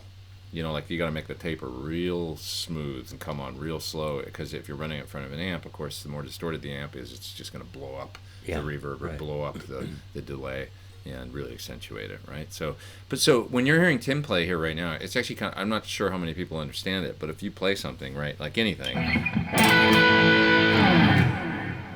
Okay, so what you're hearing is his guitar here, and he's running it into. Are you running any pedal? You're running the Nobles pedal into the. Yeah, amp. It's the ODR1, and it's going into my divided by third. No, it's going to the Park. Oh, is it? Yeah. Well, that sounds good. Yeah. That's the Park. Okay. It's the Park. Yeah. And then the effects are in Pro Tools, just being monitored. They're not being printed. So there's a cabinet downstairs. The missing thing, yeah. Yeah. There's a 412 cabinet downstairs in a vault in the garage, stadium loud, jet engine loud. Yeah. It's the real sound. It's the real sound. It's mic'd up. And then the effects you're hearing in reverb and delay are coming post. Yeah. So the cabinet's bone dry. And I can dry it up just by pressing two buttons in Pro Tools. Right. It's just nice sitting here to have some ambience. Yeah. Sounds good. Yeah. I'm using the Axe effects.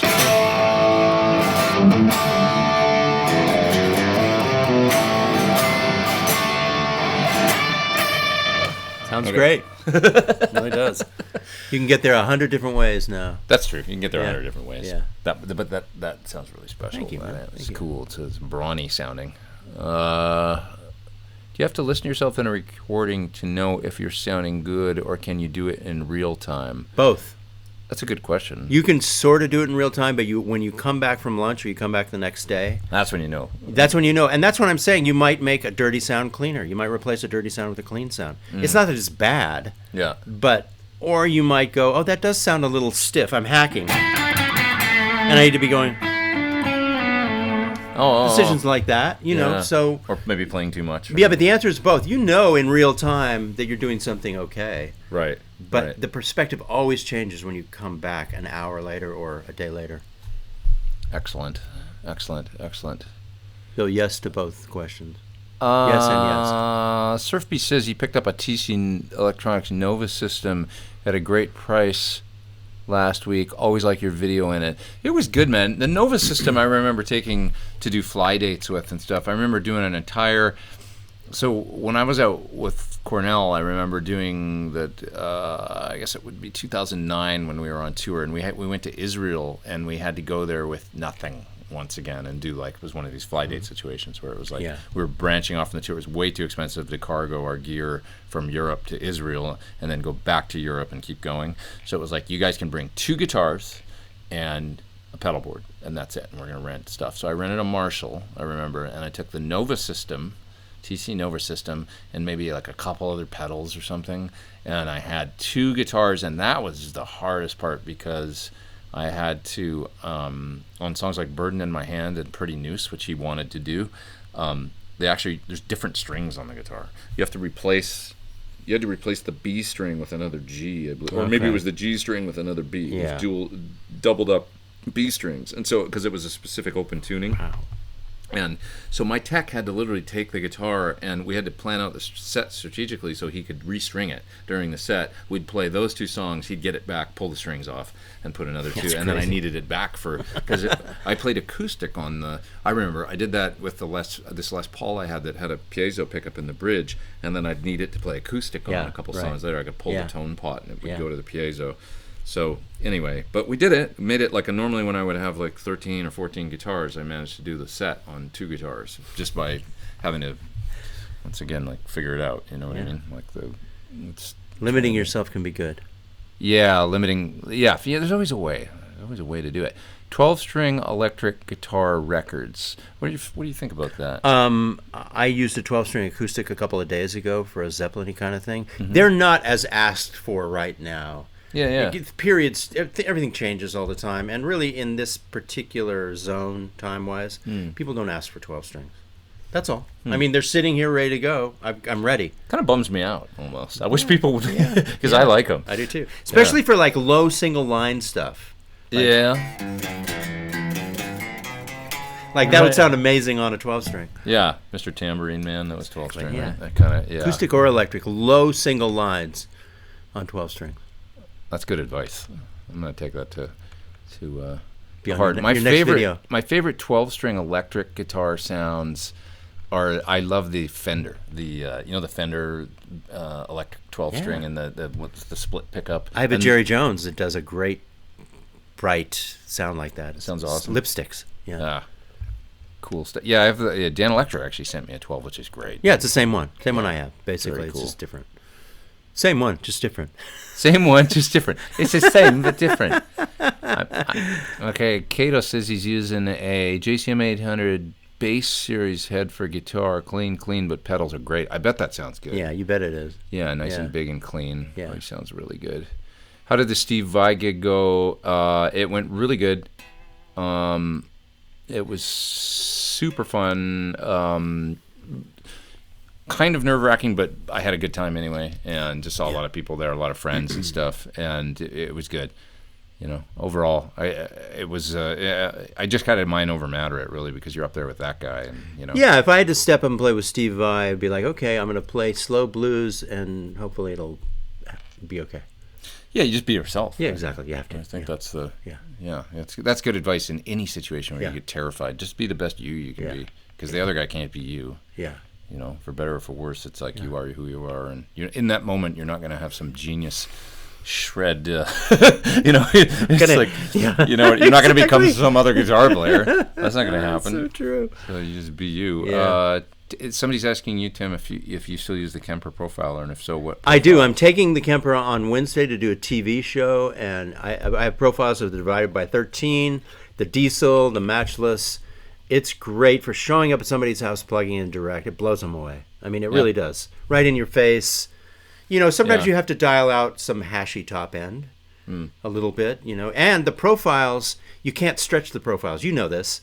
If you profile an amp, you have to stay within the sound you profiled. And if you're like, I'm going to distort my Divided by 13 profile, you turn it up all the way. You got to go to a different amp if you want. You can go a little bit, though. Right? Oh, you can. No, there's a wide parameter, but that's just the advice. Yeah. You want to stay within the profiled sound parameters. Relatively. It's great, though. And so is the aux, too. God, I love the aux. Yeah, the aux is great. Yeah. I'm really using that thing a lot. Let's see here. I love 335s. I've been obsessed with them. You just got one, right? I just got one. They're the best sound. I was a Larry Carlton fan. I mean, I could say a lot about it, but it's a warm, wide, woolly tone, but it has a snap to it too. Right. It has a to it. Uh-huh.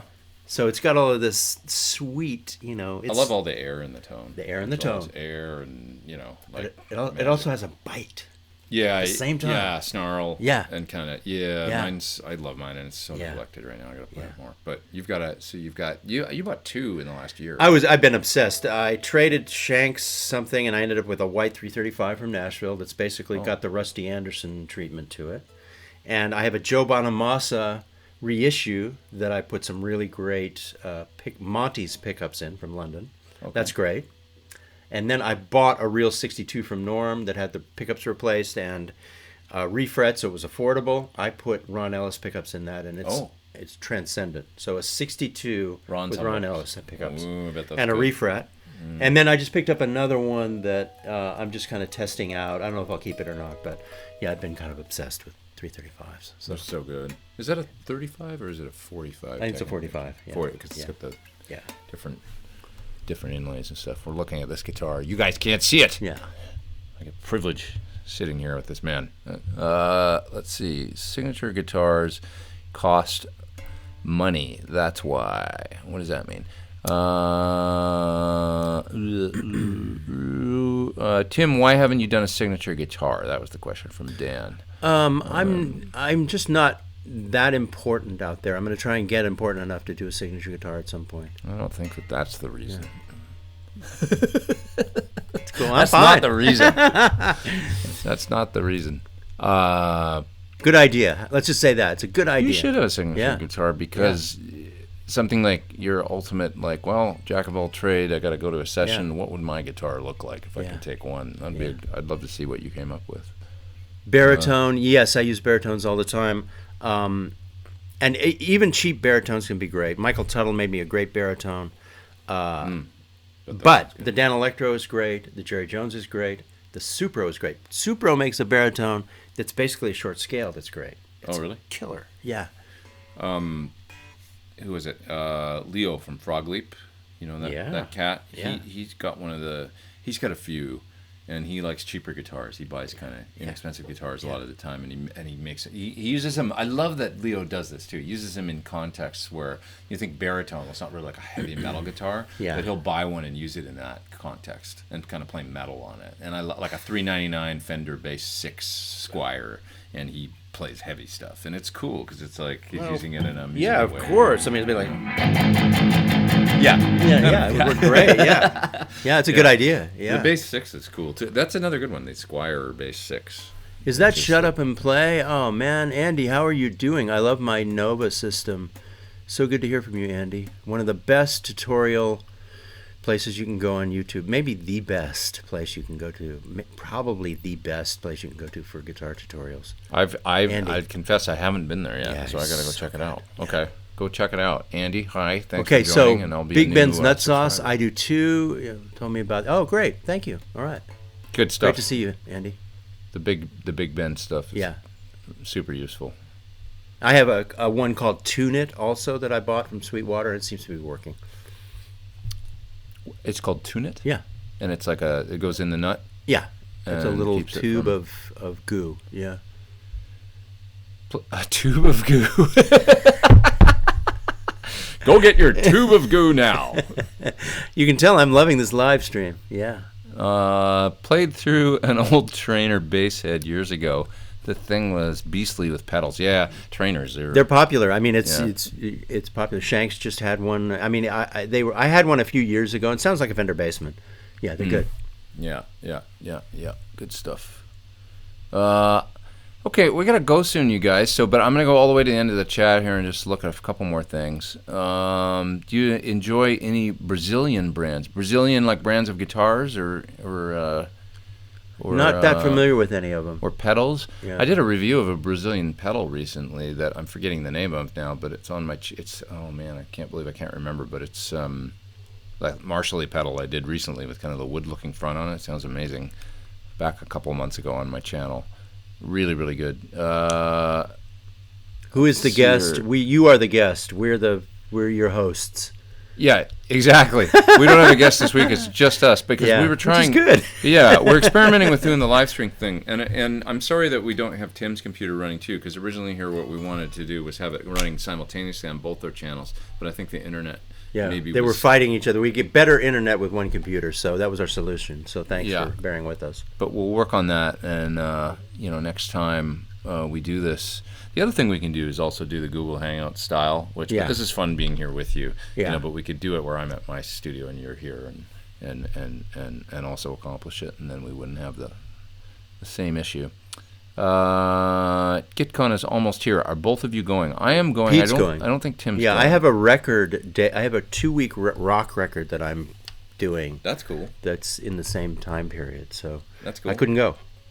But I love GitCon, and I look forward to seeing you drive it like it's your personal Ferrari. I don't know. I'm going to try. I had a lot of fun there last year. Yeah. And there's going to be a lot of different people there this year. So I look forward to meeting people, making new friends. It was really fun last year. Yeah, I look forward to seeing your videos.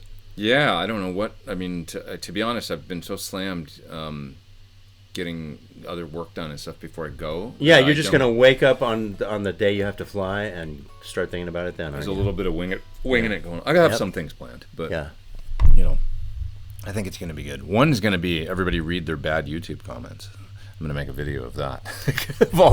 Can you tell me about one comment that you got? Have everybody read their... great idea. Yeah, read your mean YouTube comments. I'm going to tell you the best one. Oh, yeah? Okay. Why is a Wisconsin cheese salesman playing such good guitar? That's terrible. Why is a Wisconsin cheese salesman playing such great guitar? Yeah. That's amazing. I don't remember one quite that. Isn't that nice? I just remember really mean ones, but Yeah. Generally people are asking about, what's wrong with your eyes, dude? I get that a lot. Let's see. Play a Plexi Volume 2. Yeah, exactly. That. Yeah, right, Robert. Yeah. Robert, we had fun with that. Yeah. Robert, are you going? I didn't see your name on the thing, but maybe you are, and I've just not seen it. Are you going to GitCon or not? Let us know. It'd be nice to see you there again if you are. Maybe you are, and I'm sorry if you told me that you're going and I've forgotten. My brain as it ages just isn't what it once was. It's getting better. Consider the age, folks. Yeah. It starts to go at your age, 38 or 42 or whatever. Right? Something like that. 26. Yeah. You have been practicing. I wonder if I got enough distortion going.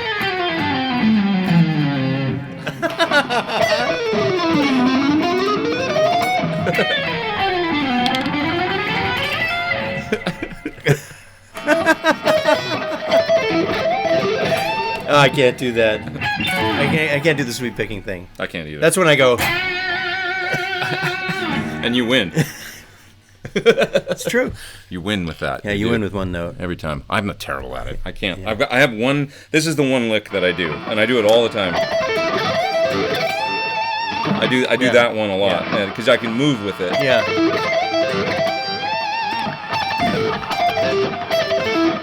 So I'll do this like. Oh, that's cool. So it's like.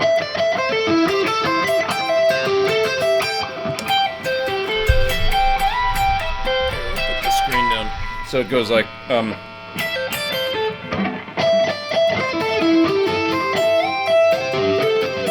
so you get that time.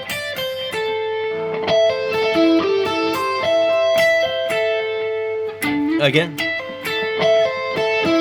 right, and then. There we go. And then once you get up to that E, you can slide up here because you get a minute, and then. Yeah. So if you sweep it, you can go really. I'm gonna work on that. Not here, not now. Later. And then you can, like you go, you know, just like those 3 shapes. Yeah. Or 2 shapes. And then you can slide all over.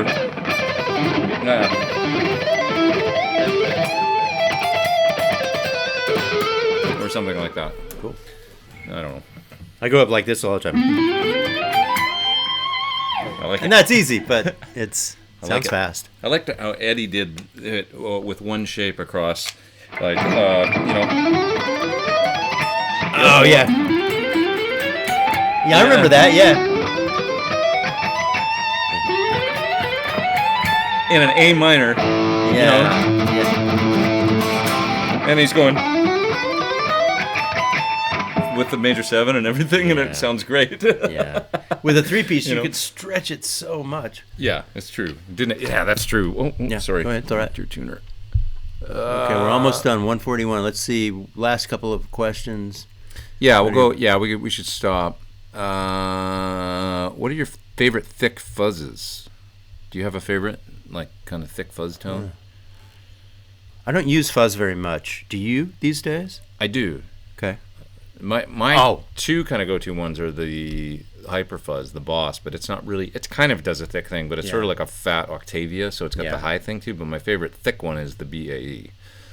Oh, that sounded phenomenal when we printed on at Lyle's. Yeah, I got to get one of those. It's the thing good. I like, I have an old Russian Big Muff, and that's my favorite. Those I do are use great. that. Yeah. Classic. Yeah. Yeah. Old Definitely. green Russian Big Muff. Definitely. Jeff is in the super chat. He says, "Thank you guys for all you do for the guitar committee. Thank you for tuning in. We really appreciate it, guys." Yeah, thank you. Oh, that's so nice of you, Jeff. Thanks so much. Yeah, we really appreciate it.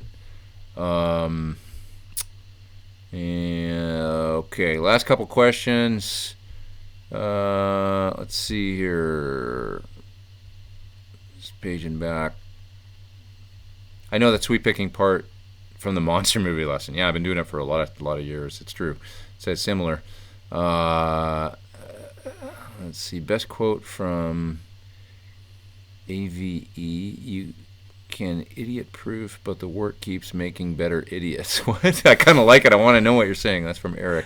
From AVE. You can idiot proof, but the work keeps making better idiots. I like it. I don't know what it means, but I like it. Figure that out. Yeah. That's Pete's signature guitar. Oh, and Sean's saying, sorry you get that question, Pete. You're a great dude. People should not be that rude. It doesn't bother me anymore.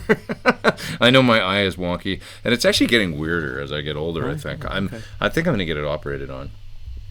Because eventually, but it's expensive, to get it fixed. Yeah, but they go in and they actually, this is kind of gnarly, but they go in and they actually use sutures and they straighten it while you're awake.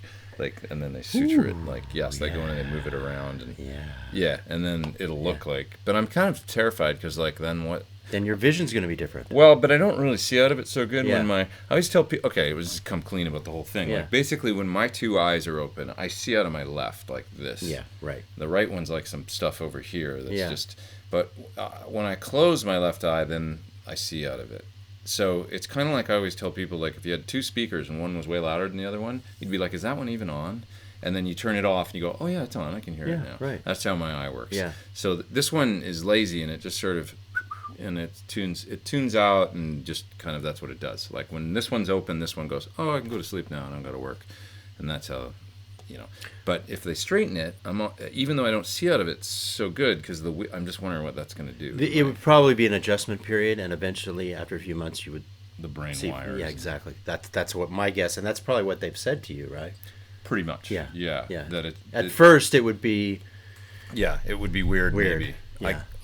I don't know. It's a little terrifying, but I don't know. I actually saw a picture of me once where they corrected it in the photo, like using Photoshop, and it looked kind of weird. It was like kind of strange to see. Oops. Well, now I've done it. Hey, that's my sound. Hey, that's my sound, man. I remember seeing. Do you remember We Are the World? You just reminded me of something. We Are the World, you know? Of course, yeah. So there was a Canadian version called Tears Are Not Enough. Okay. That if you're Canadian, you'll remember. And there was a making of Tears Are Not Enough with all the Canadians that showed up, like Bryan Adams and people and everybody that went down to play on the song for Africa, the Canadian version.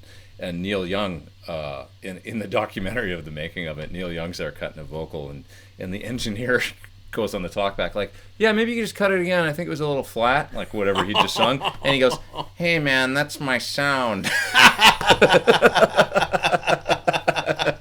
I loved it. I always remember that. That's my sound, man. I'm like, just deal with it. I'm not doing it again. So awesome. Guys, thanks for being here. Thank you. And the internet. Yeah. Thank you. The interwebs, the worldwide interwebs. And next time we got to do this on either just on Tim's channel or we'll figure out how to get both computers working. Yeah, we'll get it going. We'll make it work. Enjoyed the show. It was something like the Pierce Thorn Bound. Yeah, where can we go? You know, to play a gig. Exactly. Yeah. What's that place in the Canyon Club? The Canyon Club, or the in Calabasas. That's what I'm talking about. Yeah. There's the other one too, the outside one where you got to play real quiet on the patio. Oh yeah. You know what I'm talking about? The Parkway Calabasas. I can't remember that. We'll go play there. Yeah. But we use modelers we'll play it like this volume because if they shut you down. If you I think I'd like to do a morning gig at a coffee shop. I saw that happening in Silver Lake, and it was like, that's what I want to do. A morning gig? A morning gig at a coffee shop. Exactly. Wow. Yeah. That's good. It's probably all the sober folks and stuff. They get up in the morning, go have their coffee, and rock out that way. That's cool. I like it. Yeah. All right, you guys. We'll see you next time. Thanks for tuning in. Sorry for the stuttering at the beginning and all that, but we're glad that you made it. It was fun. We'll do it again. Take it easy. Yeah, over and out.